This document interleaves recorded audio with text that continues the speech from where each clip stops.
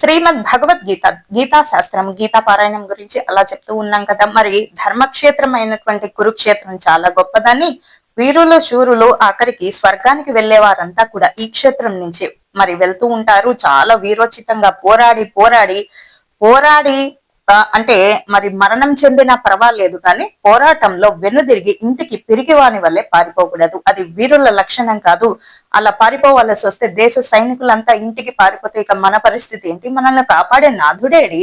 కాబట్టి వీరులకు అంతటి తెగువ ధైర్యం ఉండాలి. అప్పుడే మరి స్వర్గ ద్వారాలు అలా తెరుచుకుంటూ ఉంటాయి. ఎప్పుడు కూడా మన మనస్సులో ఏదైనా కోరిక ఉంటే వెంటనే నెరవేర్చేసుకోవాలి, లేకపోతే నరకానికి పోతామంట. కాబట్టి ఎందుకు చెప్తున్నాను అంటే, ఈ మనసు ఆత్మ అనేది దైవంతో సమానం, భగవంతునితో సమానము.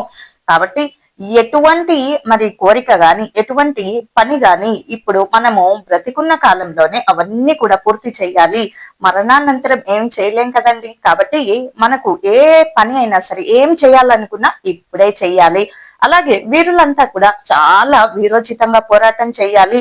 అమ్మో నేను పోరాటం చేయను, నేను చచ్చిపోతానేమో అని చెప్పి భయపడేవాడు అసలు వీరుడే కాదు. అటువంటి వారిని అసలు జాబితాల్లో లెక్క వేయటం కూడా తప్పే. కాబట్టి ఎప్పుడు కూడా ధైర్యంగా తెగువగా ఉండాలి. ఎవరు ఉన్నా లేకపోయినా మీ ధైర్యానికి మాత్రం కొదవ రాకూడదు.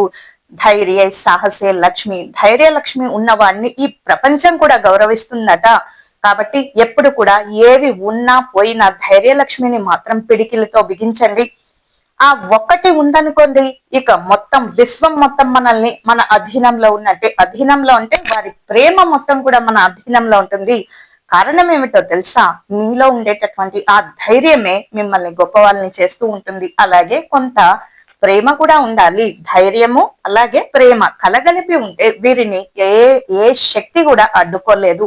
అలాగే మరి సంజయుణ్ణి ధృతరాష్ట్రుడు అడుగుతూ ఉన్నారు కదా, మరి చెప్పు సంజయ, ఏమిటి పరిస్థితి? రణరంగంలో ఏమేమి జరుగుతుంది? ఒకసారి నాకు విశదపరచు, నాకు తెలియడం లేదు అక్కడ ఏం జరుగుతుందో.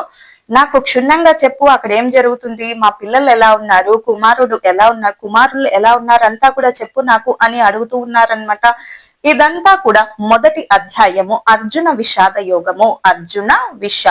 యోగము. ఇక ధృతరాష్ట్ర ఉవాచ. ఏమిటి ధృతరాష్ట్ర ఉవాచ? ధృతరాష్ట్రుడు మరి కౌరవులు 100 కొడుకులకు తండ్రి కదా, మరి ఆయనకు అంధత్వము, కళ్ళు కనిపించవు. కాబట్టే కదా సంజయుణ్ణి మరి ఒక సలహాదారుగా ఎంచుకున్నాడు. కాబట్టి ధర్మక్షేత్రే కురుక్షేత్రే సమవేత యుయుత్సవ మామకాః పాండవశ్చైవ